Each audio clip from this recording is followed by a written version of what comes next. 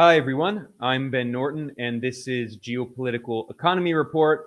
I'm joined by a good friend and mentor of mine, Radhika Desai, who is a professor at the Department of Political Studies at the University of Manitoba. And we are discussing a new book that she has published, which is called Capitalism, Coronavirus, and War. And this is part two of a series that we're doing, going through her book and talking about some of the important topics that she discusses, namely capitalism, coronavirus, and war.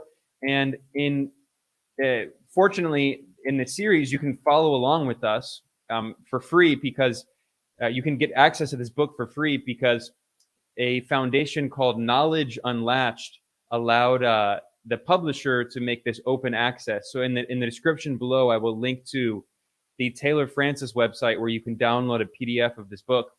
And in part one, Radhika and I discussed the narrative surrounding globalization and how it's essentially a myth that is used to propagate neoliberal economics, and especially the contradictions of US hegemony and how many of the people studying US hegemony and US dollar hegemony in particular are invested in propagating the idea that US hegemony is natural, that it's inevitable.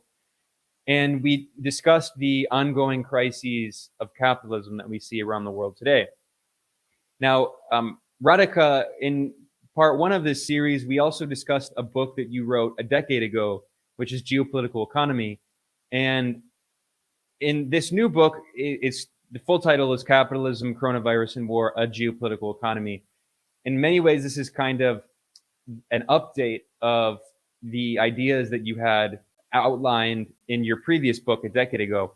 How has your analysis of the development of geopolitical economy changed in the past decade? How has it evolved? And how have the political and economic developments that you outlined 10 years ago, how do you see them today? Ben, I would say that it's an update, but it's also a further development of the basic ideas presented in geopolitical economy. And I guess the best way I find of putting, exactly what are the advances that I've made in capitalism, coronavirus, and war over geopolitical economy, I'd say that they involve sort of three different themes that are all, of course, interrelated, namely imperialism, capitalism, and socialism. So basically, in geopolitical economy, I already say that 1914 was the high point of imperialism, and it's important to say this because, of course. Um, there's of course a very contradictory and self-contradictory discourse, mainstream discourse about imperialism, which on the one hand wants to claim that imperialism does not exist, and on the other hand wants to claim that the West will continue to be all powerful in the world forever. So and of course there is also a sort of, in critical discourse as well, a lot of people sort of take the position that imperialism is just as strong today as it ever was, and asserting this is kind of shows how radical you are. But in reality, not only do I stick to the idea that imperialism was the high point, that 1914 was the high point of neo-imperialism, and that since then it has been declining, not as fast as you and I would like, but it has nevertheless been declining in terms of its power, its reach, its ability to control overall developments in the world as a whole. And this has, of course, only been further deepened. Indeed, when I spoke in geopolitical economy about how the spread of multipolarity was undermining the power of imperialism, I had not probably imagined that within a decade we would be in a position where the ability of the United States to get its way in the rest of the world would be so powerfully questioned. So I would say that this analysis has simply been further deepened, and the limits of imperial power are more fully on display and analyzed in Capitalism, Coronavirus, and War. Secondly, I also I also say in geopolitical economy that in the further spread of multipolarity, which has always involved what Trotsky called combined development, what other people would have called developmental states, etc., essentially state-directed, often protectionist industrialization, which has been critical, which has been the way in developing economies, not free markets and free trade. So this, of course, in the early days when the first powers emerged to challenge Britain's dominance over the world economy, this took capitalist forms in the industrialization of, say, Germany or the United States, later Japan, etc. Um, after 1917, after the Russian Revolution, this sort of development in industrialization also acquired socialist forms. And of course, today, China, as a socialist country, is in the forefront of this sort of development. And I had already said in Geopolitical Economy that the socialist form was often a stronger form of challenge to imperialism, etc., than capitalist forms of combined development. But this has become, if anything, even clearer, because back in 2013, when I published Geopolitical Economy, all the talk was about the BRICS and how there was China, but there were also India, Russia, Brazil, South Africa, etc. So these other countries were also developing. But I think it has become very clear, particularly in the aftermath of the pandemic shock, that the development of these capitalist developing countries is far weaker, far more subject to interruptions and reverses than China's has been. So in that sense, I think the idea that socialism is the strongest and most powerful challenge has been further reinforced. And I would say challenge to imperialism. And I would further say that today it has also become very clear how little imperialism has to offer to the rest of the world.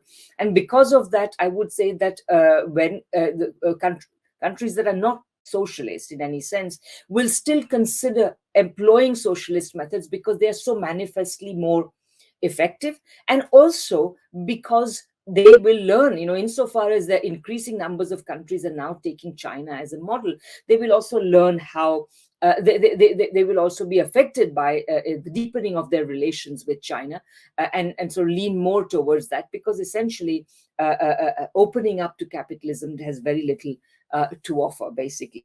But finally, and perhaps most importantly, I think that again, in Geopolitical Economy, it's very clear that neoliberal financialized capitalism is extremely weak.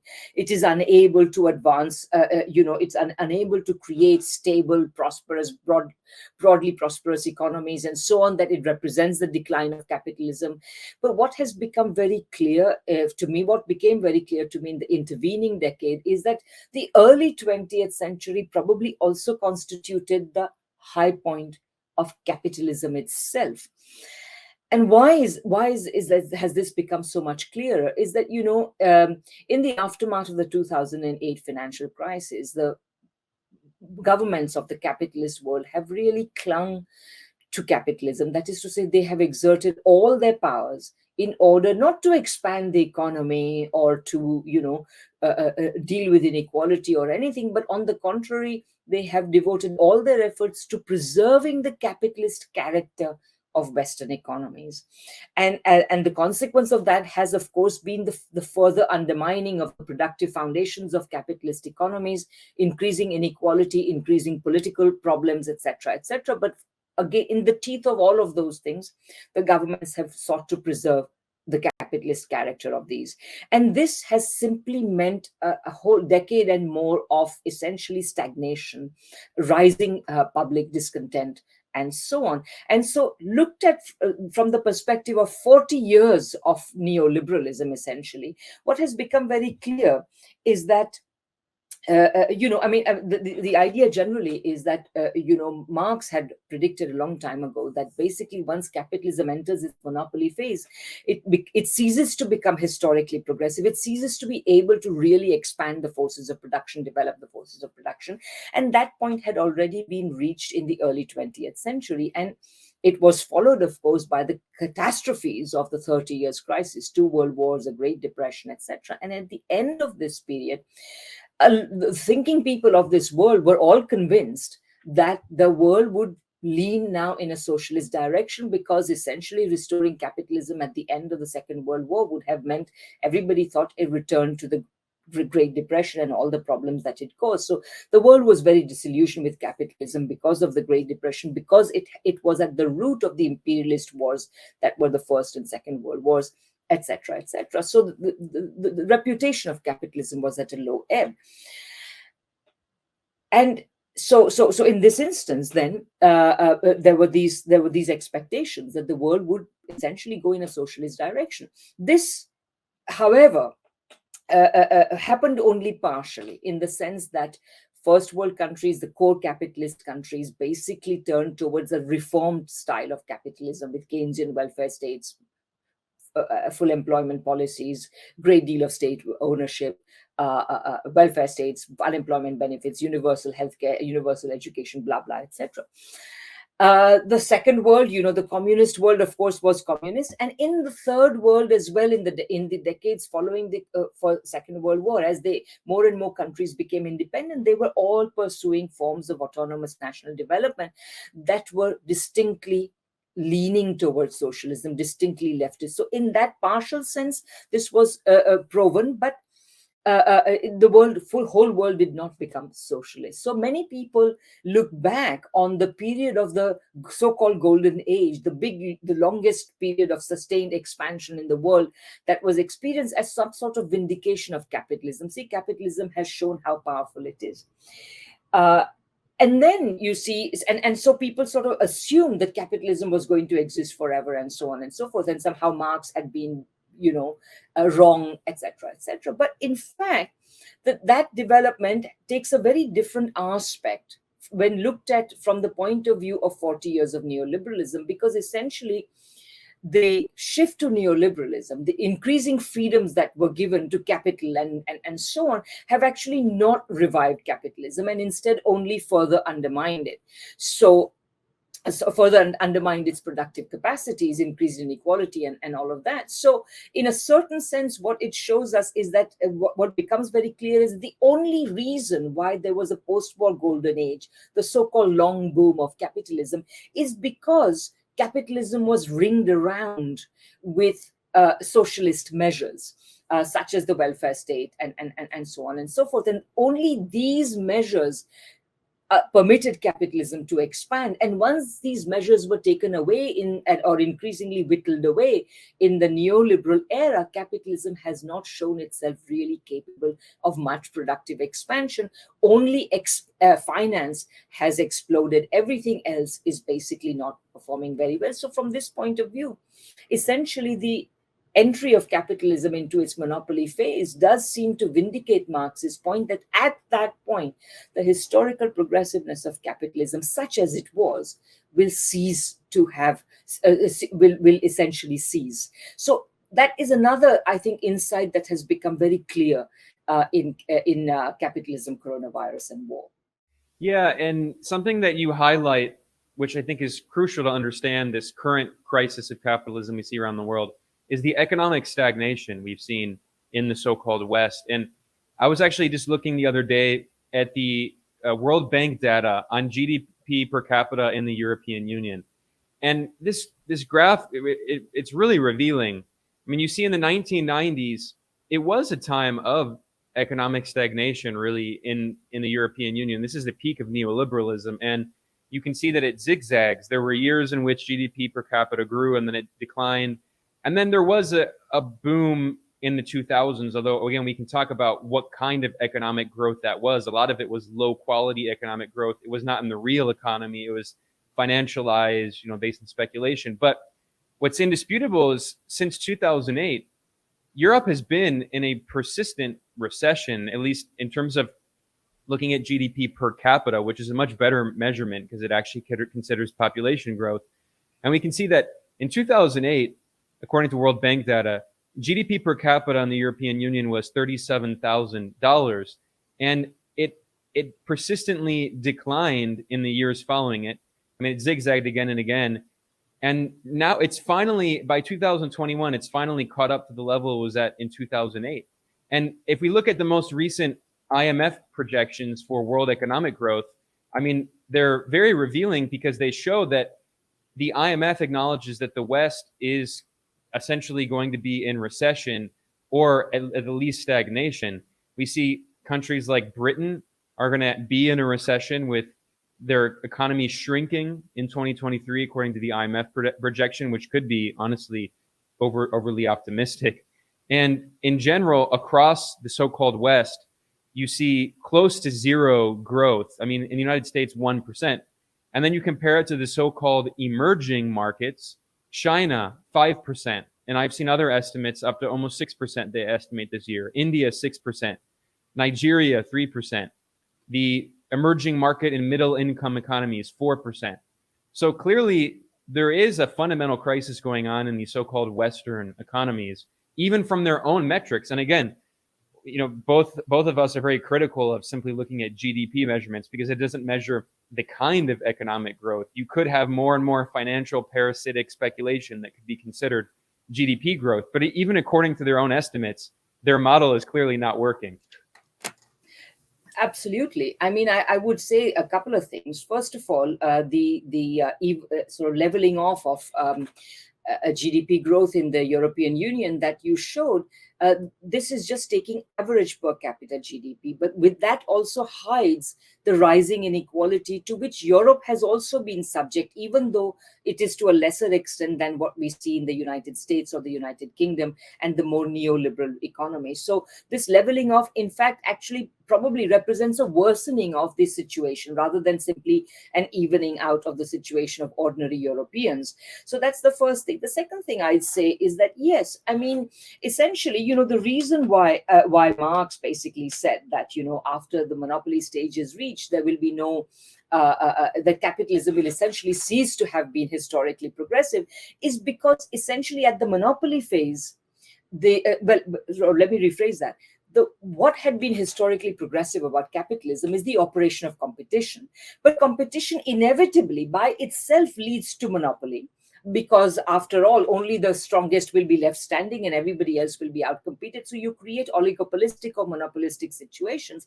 And once you have arrived at the monopoly stage, essentially, there is no spur to for capitalists to invest. And that's partly why we see the kind of scandal-prone capitalism that we have, because, of course, there is the scandals of financialization and the bailouts and all of those things, but also increasingly the biggest and most influential capitalist companies are either no longer, they are essentially exploiting their monopoly status. They are often highly dependent on government initiatives, whether it is privatization to increase their holdings and assets, or so-called public-private partnerships in which basically they are reliant on the taxpayer to create demand for them.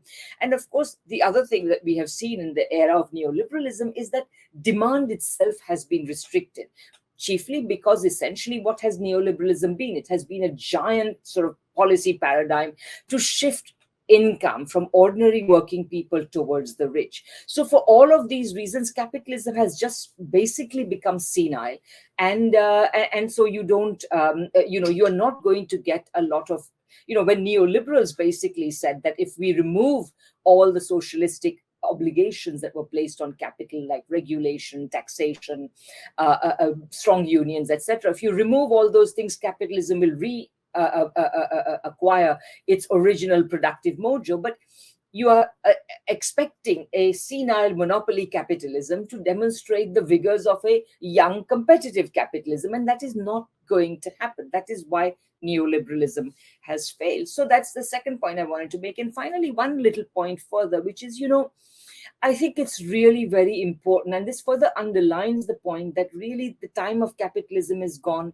Socialism is the strongest way of resisting imperialism and of developing. Because when you examine the statistics on the growth of countries like India or Brazil, especially, I would say that you have to also understand that this growth is kind of, for instance, in the case of India as well, they have simply changed the way in which we measure GDP. So it greatly exaggerates the growth of the manufacturing sector, but in fact, the manufacturing sector, the productive sector in India is ailing, whereas all the rentier sectors are expanding. And so in that sense, I would say that in the case of the capitalist countries of the BRICS and other, you increasingly the choice of opting for a more clearly socialistic direction, but that question will become more urgent even in these countries. Absolutely. And while we see this economic stagnation in the West, we see an increasingly aggressive foreign policy by the United States and the European Union, largely following the United States. And you, in the book, it's of course Capitalism, Coronavirus, and War. You talk a lot about the importance of the NATO proxy war against Russia and Ukraine, and you say that very clearly in the book that this is a NATO proxy war. And you also point out that the new Cold War that the US is waging against Russia and China did not begin with this new phase of the war in Ukraine.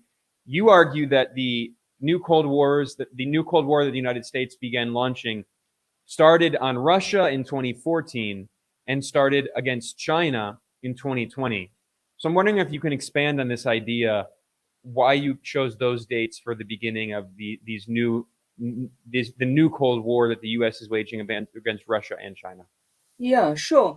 I mean, I think maybe I should just begin by simply saying that, I've also written articles about this, but the Cold War should not be seen as some kind of an exceptional period. The Cold War was essentially a continuation, just a chapter in the phase of imperialism, a chapter in which the fact of a powerful socialist challenge to capitalism became the most important, dominating challenge to imperialism, and that's why you got the Cold War. So because people are sort of often puzzled, if the Cold War ended back in 1990 or 1991 with the dissolution of the Soviet Union, why are we getting new Cold Wars again? And that's because the Cold War had not to do with the competition of capitalism and communism. It had to do with the exercise of imperial power, and the exercise of imperial power never went away. In fact, subjectively it was emboldened, even though objectively it was becoming weaker. Subjectively it was emboldened with the end of the Cold War, and that's partly why we've seen a series of unending wars since the end of the so-called Cold War. The United States basically felt that now it could do whatever it liked. However, the fact of the matter was that this was never strictly speaking true. And the United States, first of all, it did not manage to win any of the wars that it has been waging in the 21st century, not in Afghanistan, not in Iraq, Libya, Syria, etc. But also there was something else, which is that essentially, when the Soviet Union was dissolved, at least the people who were instrumental in dissolving it, such as Gorbachev, etc., imagined that somehow having a closer relationship with the West would actually make Russia prosperous. In reality, what they found out is that the closer relationship with the West made Russia much weaker. The economic crisis that Russia experienced during the 1990s with the imposition of shock therapy is truly a marvel in shall we say, economic sadism, because in the sense of, what was visited on Russia, that, there was such a great economic retardation that people lived less long, literally. Longevity was adversely affected, which in peacetime is practically, unknown. So, yeah, I'm sorry to cut you off, Radhika, but yes. I just want to point out that according to UNICEF, the United Nations Children's Fund, more than 3 million Russians died excess deaths because of the neoliberal shock therapy imposed on Russia, which, as you said, in peace times is unprecedented. It shows that economic war is war. Millions of Russians were killed. Life expectancy for Russian men declined by 6 to 7 years. Exactly. I mean, that's a great statistic. Thanks, Ben. And it really illustrates. So basically what happened then by the early 21st century is that, with Putin becoming president, and with even Yeltsin, I think towards the end of his life, realizing that he was wrong to imagine that Russia would prosper in a closer embrace with the West. So increasingly, you began to see a more independent assertion of Russia in terms of its foreign policy. With Putin, for example, I think it was in 2007 or 8 that Putin gave a speech at the Munich Security Conference in which he clearly called for the West to stop its provocative NATO expansion, to take seriously Russia's consideration, Russia's security concerns, etc., etc. Because, as you know, I know, Ben, you have written about this and you have produced the documents showing this, that when the Soviet Union was dissolved, particularly when Gorbachev agreed that Germany would be united and therefore Eastern Europe, which was once part of the Warsaw Pact, would become part of NATO, that Germany was assured that NATO would not expand further than that a single inch. You have all those documents and so on. We know that that's the case, and yet NATO continued its provocative behavior, basically thinking that it could easily prevail over and easily subdue any challenge the Russians represent. And that's what proved to be untrue, because what became clear is that on the one hand, NATO continued its provocations, and that provocation reached a peak basically in 2014 when the US essentially organized a color revolution, the so-called Maidan Revolution, which is really a counter-revolution in the sense that it brought a very right-wing forces to power, etc. This provocation proved the final it demonstrated what the West really wanted from Russia, which is to subdue Russia, and Russia was refusing to be subdued, and hence the new Cold War against Russia. And of course, that has continued over this long period. And we saw the most recent set of provocations, after which the Russians mounted their special military operations in Ukraine, and which has very quickly became a proxy war that the United States-led West is waging against Russia. So in that sense, the new Cold War was basically a realization that Russia was not going to accept subordination. And by the way, and then the Chinese situation, you can debate exactly when the Cold War on China was declared, but I certainly people started talking about it, and people started observing that essentially there was effectively a new Cold War in China. In the first half of 2020, this had become very clear. And I think part of this was simply the fact that China was manifestly doing so much better on the COVID front than the West was doing, with the Trump administration sort of getting into one blunder after another, and so on. So in the China case, basically, throughout the 80s and 90s, the West was actually very open to China, wanted to engage with China, as Clinton said, because what they felt is that essentially, if you engage with China, if you sort of include China into the global world capitalist system, etc., encourage its accession to the WTO, that China would essentially remain a low-cost manufacturer, providing cheap, low technology goods to Western countries, etc., etc. So, China would essentially become subordinated as some kind of neoliberal, essentially neoliberal subordinated slave country, essentially producing things cheaply for first world countries. But it soon became clear, particularly after the 2008 financial crisis, and over the last decade, it has become more and more clear that China has no intention of subordinating itself. All China wanted, quite rightly, I think, were more opportunities to trade with the rest of the world, to enjoy better relations with the rest of the world, which it did. But it has continued to pursue its own goals of developing its economy, increasing its technological sophistication. And of course, by the 2020 or so, it was also clear that many of its companies were now in a position to essentially give Western companies, very sophisticated Western companies, a run for their money. Huawei is just one example, but there are many others. So in this way, the successes of socialist China, the economic successes of socialist China, also demonstrated that China was not going to be easily subordinated. And by the way, I should also say that this was slowly becoming clear throughout the decade and more since the 2008 financial crisis. That's why Obama had announced his pivot to Asia, because they were beginning to name China as a sort of a competitor, and increasingly then later on a threat, challenge, etc. And this really sort of exploded under the Trump administration. So that's essentially, so why do we have all these new Cold Wars? Is because there are now countries that are refusing to subordinate themselves to Western imperialism, and they have the power to make that stick. And this is why the West is reacting the way it is. Yeah, Radhika, you have an incredible fact in your book here, which is that 70% of the world's countries traded more with China than with the United States as of 2018. And that is up from 20% of countries in 2001. And what's funny is when I read that in your book, I wanted to do more research on that because it's an incredible statistic. And I looked it up. And what's funny is one of the first things that came up was an op-ed written by the neoconservative Republican Senator Tom Cotton from Arkansas. And he wrote this ridiculous article in the National Review called China's Economic World War. And it shows very clearly that these imperialists in the United States, they see China as a threat because it is a large economy that is independent. I mean, he says it very clearly. He says the problem in China is not simply that it refuses to follow orders. The problem is that it is a big economy. He says it's like it's a bad thing. Since 2001, China's economy has grown nearly 1,200%. The People's Republic of China today makes more than 1/4 of the world's automobiles, a third of all merchant ships, 40% of mobile phones, 70% of televisions, and 96% of shipping containers.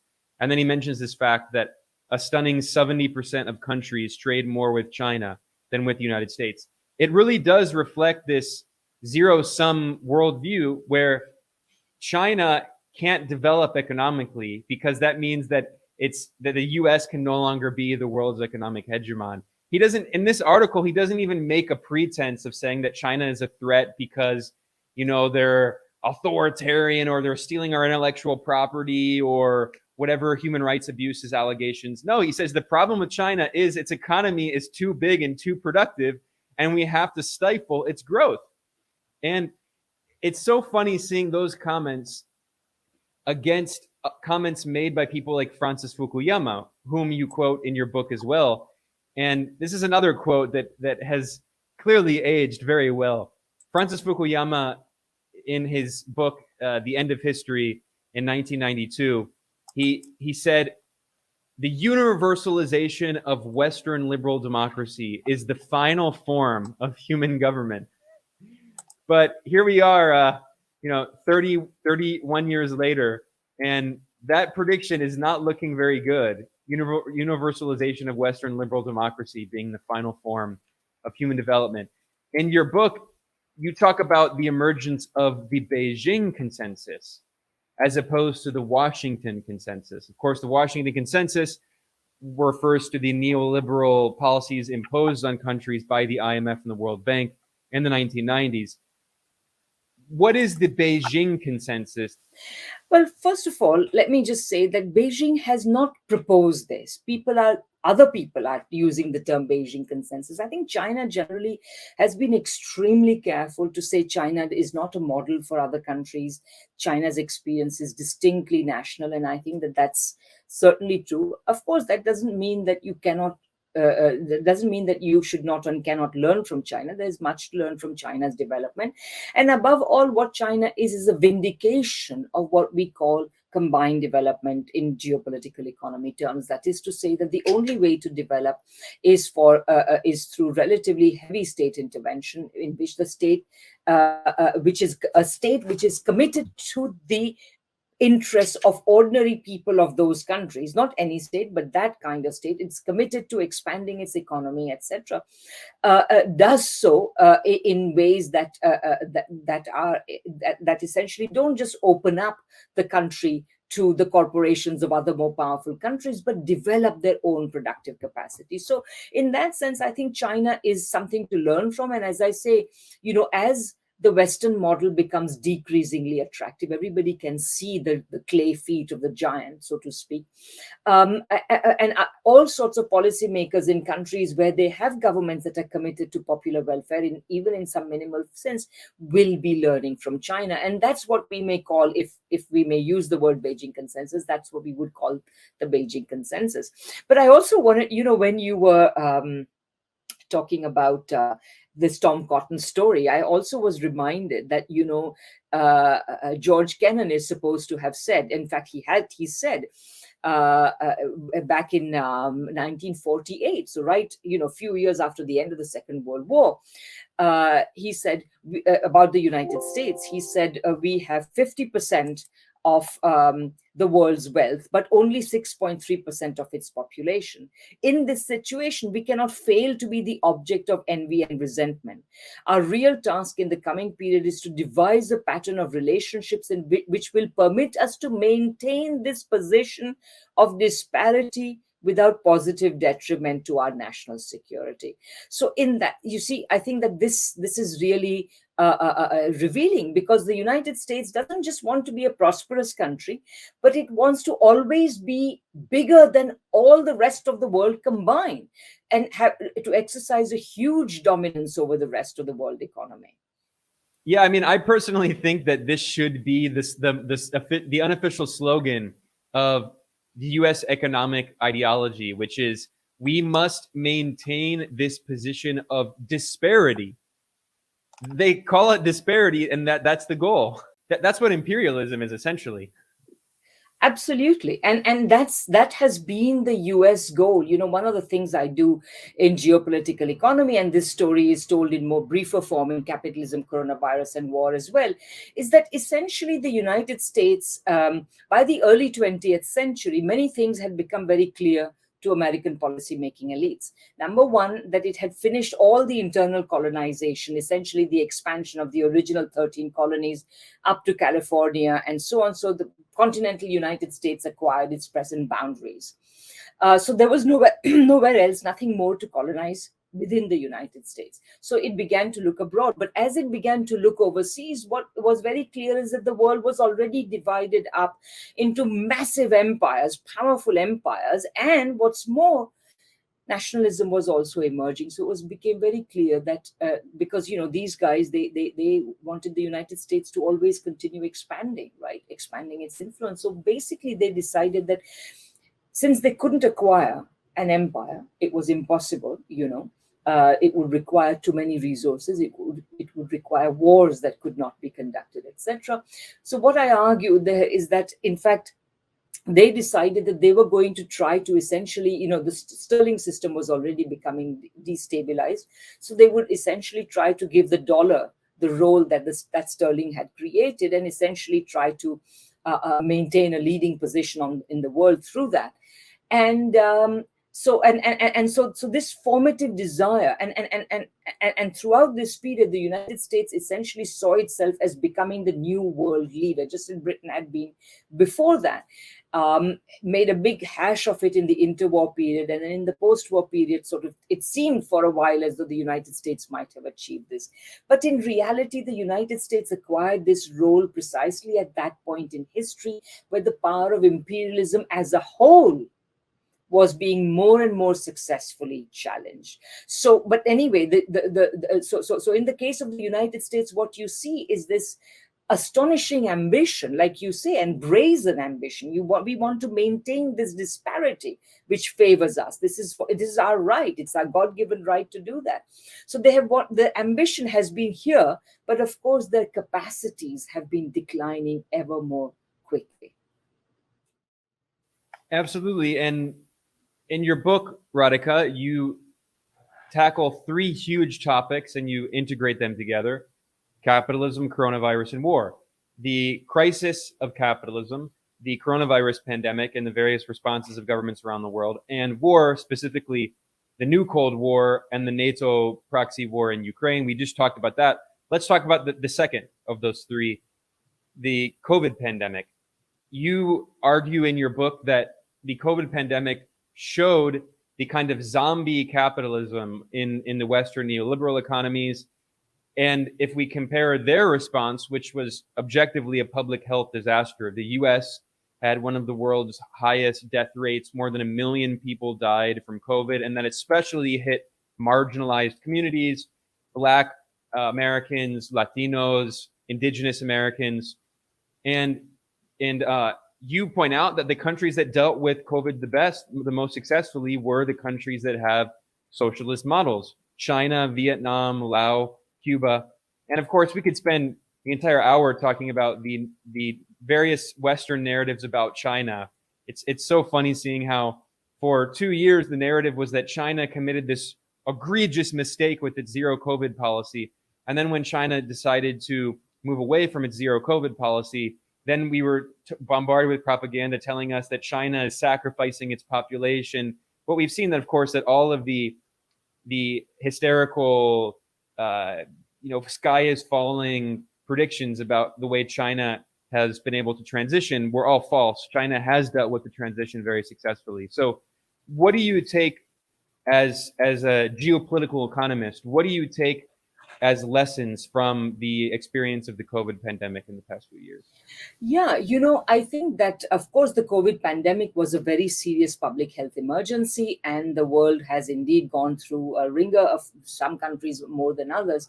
But from the very start, it was always very clear to me that this public health emergency was going to test capitalism, and it was going to find capitalism wanting, particularly those capitalist countries such as the US and the UK that have gone furthest down the neoliberal road. Essentially, because what we have is a situation in which for the last 40 years our governments have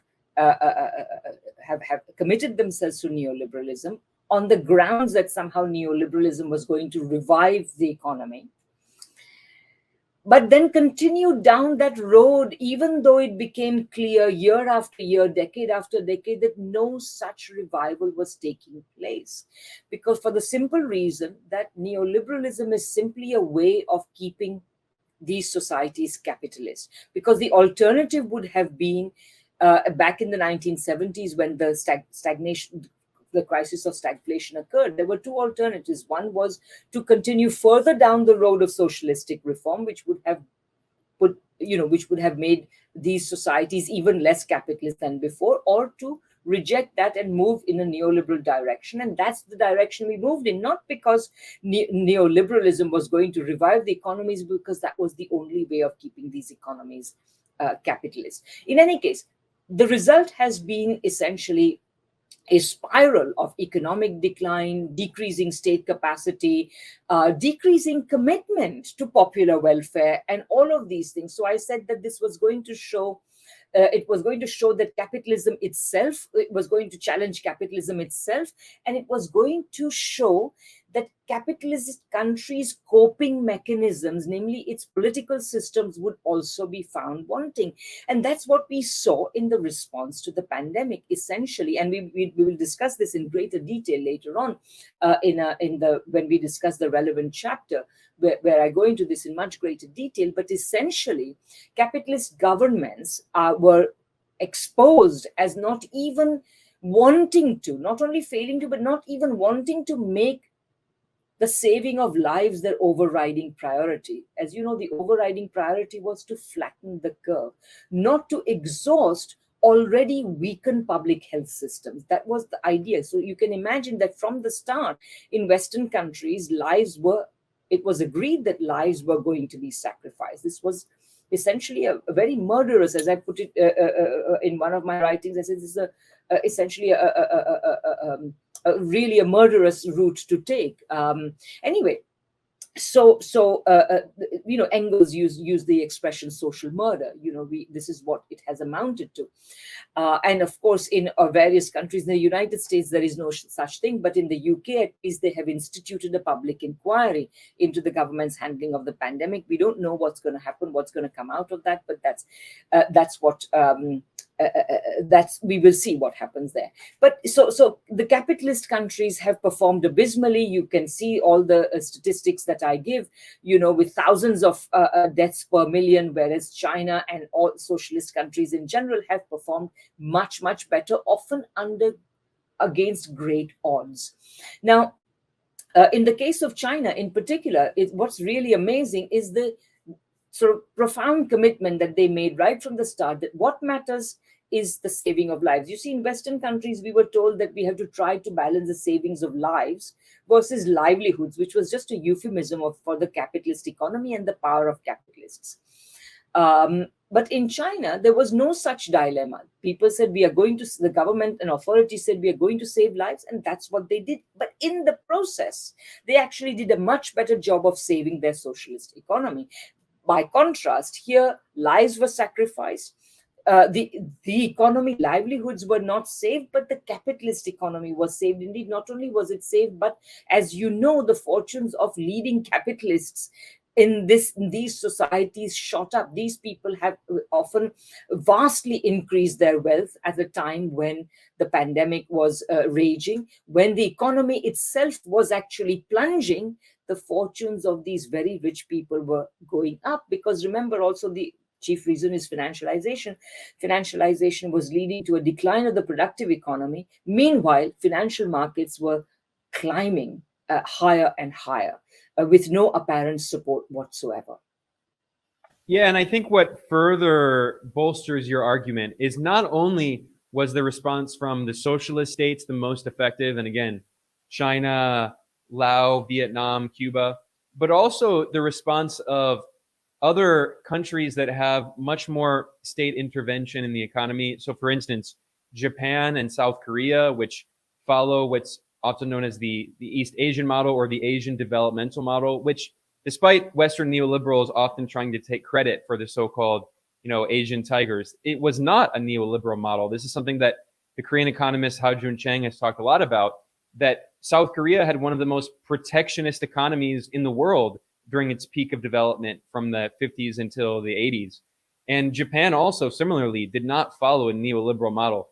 And Japan and South Korea and Singapore, another country where, again, there you can have criticisms of the Singaporean model, and I certainly do myself, but it's decidedly not a neoliberal model. Ha-Joon Chang has pointed out that Singapore has some of the most state ownership of its economy as a percentage of GDP compared to the other economies in all of the world. It has, I think, if I remember it correctly, he said that it has more than 1/4 of GDP in the Singaporean economy comes from state-owned enterprises. So that's clearly not a neoliberal model. And those countries dealt with COVID significantly better, to such a degree that the US and Italy and several other Western countries were relying on Chinese protective equipment, PPE.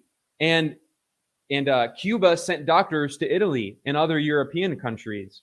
I mean, the reality is that Italy, a country that has, I mentioned Italy specifically because we know that this is a country in the south of Europe where the European Union has imposed neoliberal austerity measures on this country ever since the 2008 crisis. And we see the human impact on the people of Italy that is the result of these neoliberal policies. It dealt with the pandemic significantly worse than, for instance, Germany. And this brings me to the question that I wanted to raise, which is an interesting point that you raise in this book, because we are talking about how, in general, in the West, there has been a trend toward neoliberalization, if you will, financialization of the economies. But you are careful to point out in your book that there still are distinctions between the German and Japanese model and the Anglo-American model, the US and British model.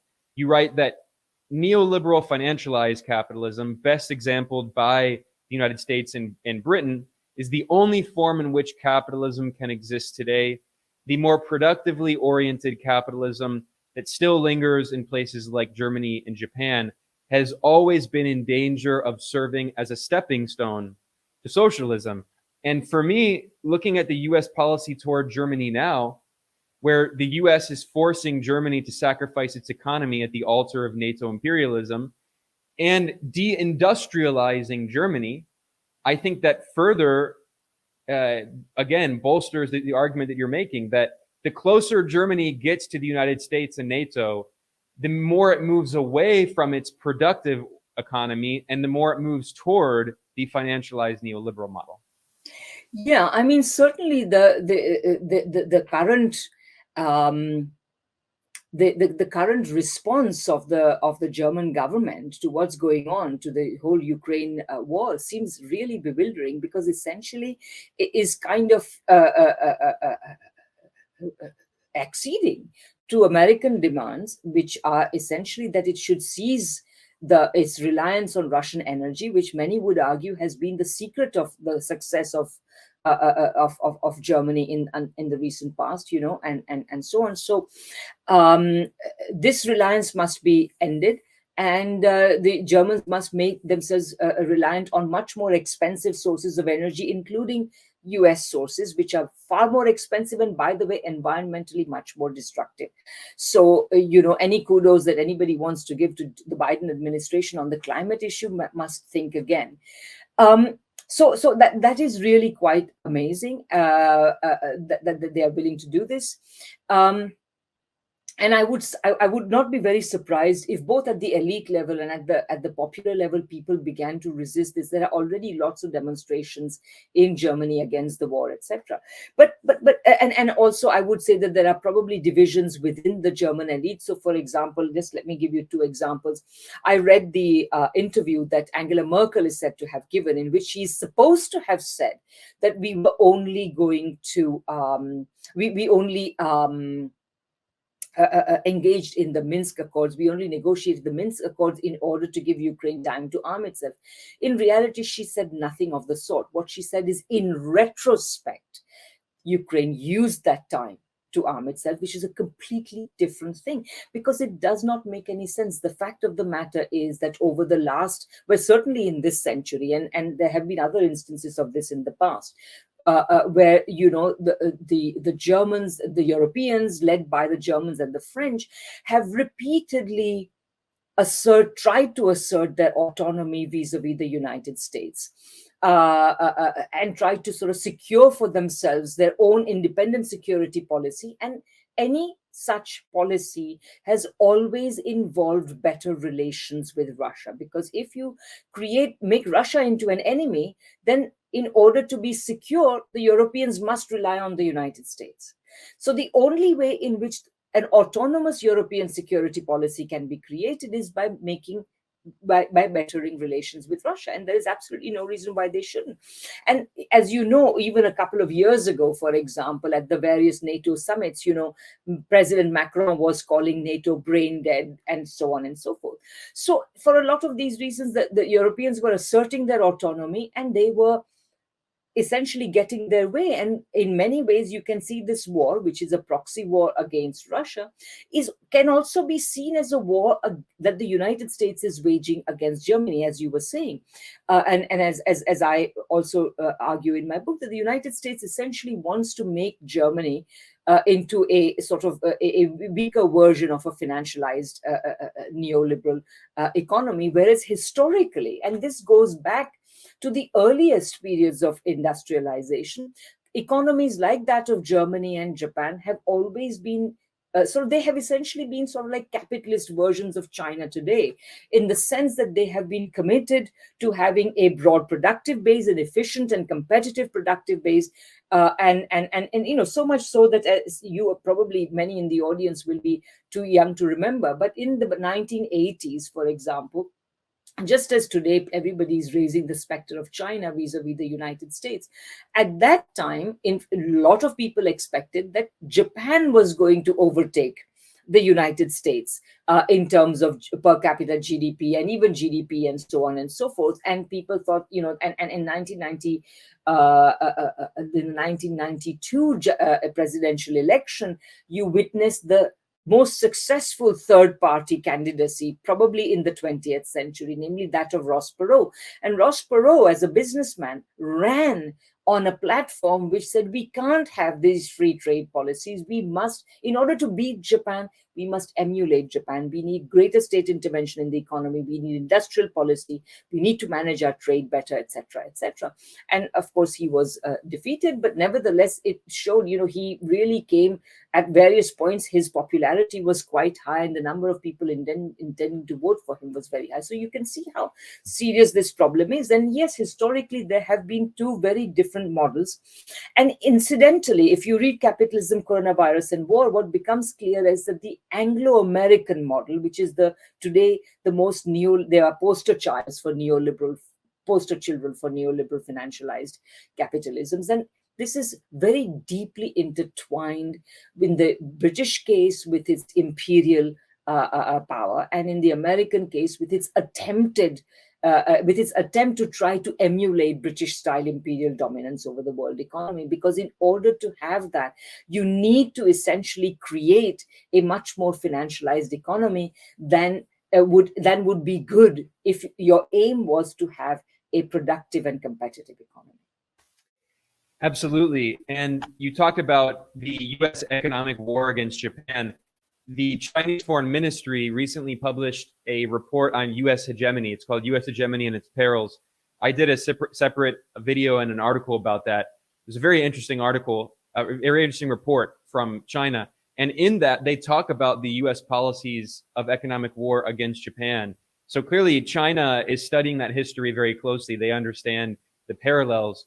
And I should point out that it was the godfather of neoliberalism, Ronald Reagan himself, who imposed 100% tariffs on Japanese goods in 1987. And of course, this is the same president who gave constant paeans to the glorious free market and free enterprise system and talked about how protectionism and tariffs are bad. And in the meantime, he imposed tariffs on Japanese goods. And this was in 1987, but it wasn't the first time. He first started imposing tariffs on Japanese motorcycles and then other technology. And this is after in 1985, the Plaza Accord. They basically permanently destroyed the competitiveness of the Japanese economy by overvaluing the Japanese yen in the Plaza Accord. Now, what I wanted to conclude with today here, Radhika, is a quote that you use at the end of the introduction, chapter 1 of your book. And I think this would be a good way in which we can transition into our discussion in part 3 in the next episode.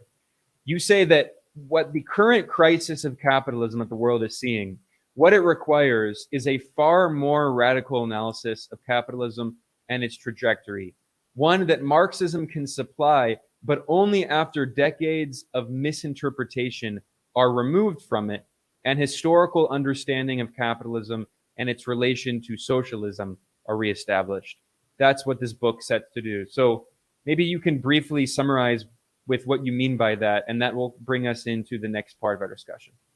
Yeah, Ben, I've of course been studying Marx for decades, but over the last over the last 15 odd years, I've also started writing a great deal about Marx and the interpretation of Marx and so on. And over this period, I mean, basically, what happened as well is, as I was writing Geopolitical Economy and I wanted to frame it in broadly Marxist terms, I began to encounter more and more difficulties with the way in which Marxists themselves understand Marx, which is very, very problematic. So very briefly, what I began to understand is that going back even to the late 19th century, so, really within a decade or so of Marx's death, perhaps even while Engels was still alive, a certain type of tendency to misinterpret Marx was already emerging, and it had to do with the emergence of neoclassical economics, because neoclassical economics emerges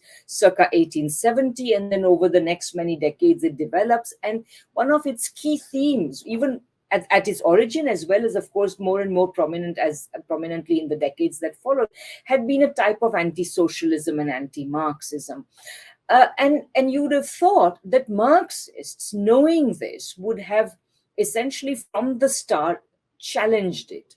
And in some ways, of course, they do challenge it. But broadly speaking, what you in fact found was what Bukharin called a policy of theoretical reconciliation being followed by Marxists in relation to an approach that had emerged precisely to challenge socialism, Marxism, etc., etc.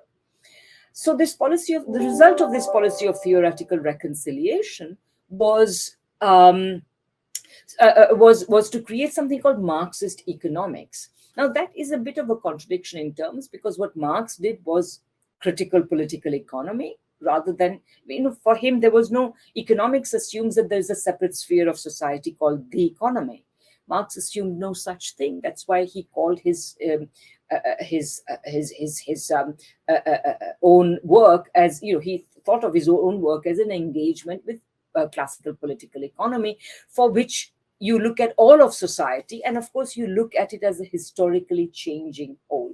So that's how Marx looked at it. And what we find instead is that what essentially passes for Marxist economics has been a more than century-long by now attempt to try to fit Marxism into the antithetical theoretical and methodological framework of neoclassical economics. And the result has been to create a series of accusations against Marx, which are actually not valid. So, for example, that Marx's analysis of capitalism as contradictory value production suffers from a so-called transformation problem, which cannot transform values into prices. this wasn't Marx's problem, it was Ricardo's problem. But since these people are more Ricardians than they are Marxists, they stick this on Marx. They claim that Marx did not believe that capitalism's tendency to create to essentially towards demand deficit was a big problem. They sort of erased this problem because neoclassical economics thinks in equilibrium terms, and the only under exceptional circumstances are there any problems on this front. This is absolutely not the case. And one of the first major articles I wrote was basically showing chapter and verse in volume 1, in the Grundrisse, in volume 1, in volume 2, in volume 3, how, in fact, Marx says repeatedly that this is not only a big problem in capitalism, but it is the most fundamental cause of crisis in capitalism. And of course, then they say that Marx was wrong, that over the long run, profits tended to fall. Marx was not at all wrong, and the whole reasoning that Marxist economists give for their position is also deeply problematic. So in all of these ways, you get essentially, we have now created a situation in which you have major intellectuals who are often professors in mainstream academic universities, who say on the one hand that they are Marxists, and on the other hand that Marx was wrong. Well, what could be more useful to the establishment? So what I'm trying to do in this Capitalism, Coronavirus and War, and in Geopolitical Economy, and a whole lot of other things I've written, I'm basically trying to say that, if you are not already embroiled in all the false controversies created by Marxist economics, avoid it.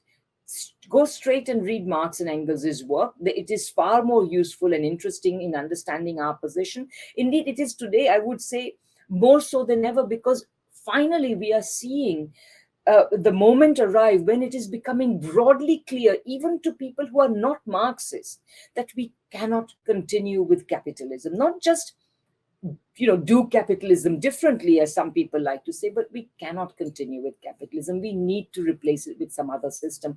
So in this context, I don't think Marx would care whether his name is taken or not. But the fact of the matter is, this is the most interesting, profound analysis that we have, and it will help us to understand our current situation. If we don't use it, we will simply have to reinvent all the wheels that it has invented. So we might as well use not reinvent the wheel, and use the wheels that we already have, overwhelming majority of which are in the writings of Marx and Engels. So anyway, so we will be talking about this in future episodes, but basically what I'm trying to do is to give you an account of the present crisis, which accords with Marx's indictment of capitalism, which develops that analysis more fully, because, as I've also argued, geopolitical economy itself is, you can find the roots of it in Marx's own writing, but of course Marx didn't have the time to develop it fully, but it's there. The roots are there, the rational kernel of that is there. And what I'm trying to do is develop that analysis. Absolutely. I mean, we will conclude in a moment here, but I just want to add, because you raised a crucial point about the emergence of economics as a separate discipline from political economy. I mean, this is a point that Utsa Patnaik has talked a lot about, which is that the emergence of economics as a separate discipline is rooted in European colonial ideology. She points out that all of the classical political economists, they did not study economics as a discipline. Marx, of course, studied philosophy. Adam Smith studied philosophy. Even Keynes, Keynes did not study economics as a discipline. He studied mathematics and philosophy.